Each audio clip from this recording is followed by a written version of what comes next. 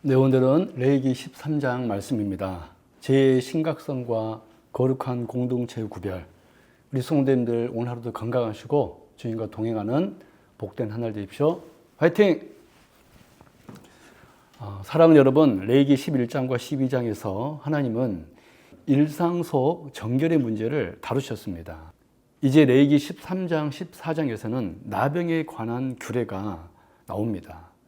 특별히 13장은 나병의 증상과 진단 기준에 대해 매우 구체적으로 설명하고 있습니다. 이 말씀은 단순한 질병 관리에 대한 내용이 아닙니다.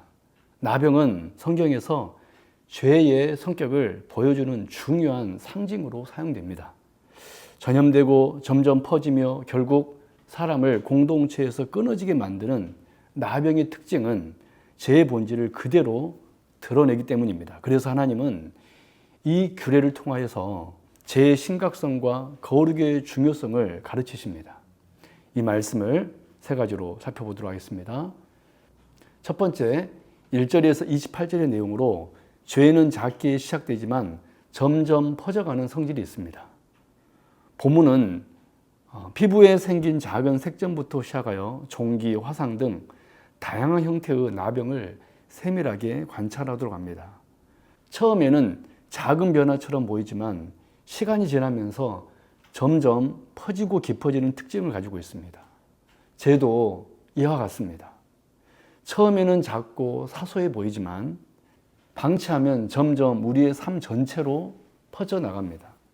사랑하는 성도 여러분, 우리는 종종 작은 죄를 가볍게 여깁니다. 그러나 하나님은 작은 증상 하나도 그냥 넘기지 않으십니다. 그것이 결국 큰 문제로 이어지기 때문입니다.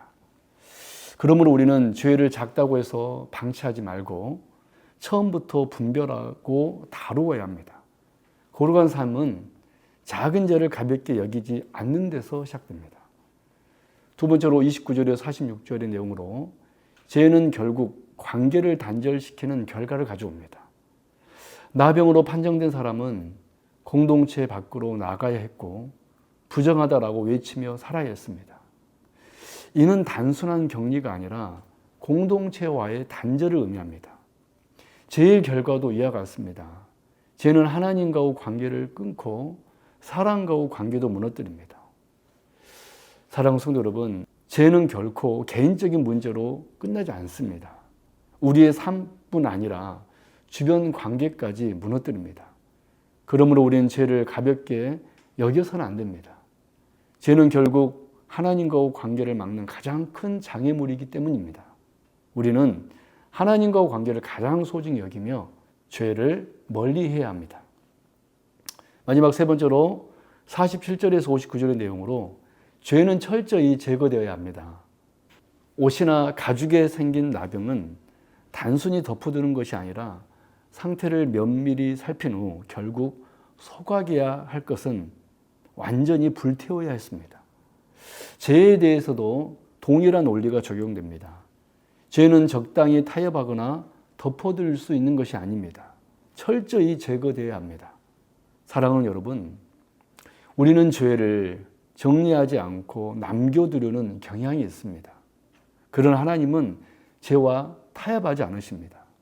그러므로 우리는 죄를 부분적으로 다루는 것이 아니라 근본적으로 끊어내야 합니다. 이것이 거룩한 삶의 중요한 원리입니다. 정리합니다. 레위기 13장은 나병을 통해 죄의 본질을 분명하게 보여줍니다. 죄는 작게 시작되지만 점점 퍼져나갑니다. 죄는 결국 관계를 단절시키는 결과를 가져옵니다. 죄는 반드시 철저히 제거되어야 합니다. 이 모든 문제는 인간 스스로 해결할 수 없습니다. 이 모든 것은 예수 그리스도 안에서만 해결됩니다. 그리스도께서 우리의 죄를 대신 담당하시고 우리를 정결하게 하셔서 하나님과의 관계를 회복시키셨습니다. 그러므로 우리는 죄를 가볍게 여기지 말고 철저히 회개하며 그리스도의 은혜를 의지하며 살아가야 합니다. 오늘도 죄를 멀리하고 거룩함을 추구하며 하나님과의 바른 관계 가운데 살아가는 저와 여러분 되시기를 주님의 이름으로 축원합니다. 아멘.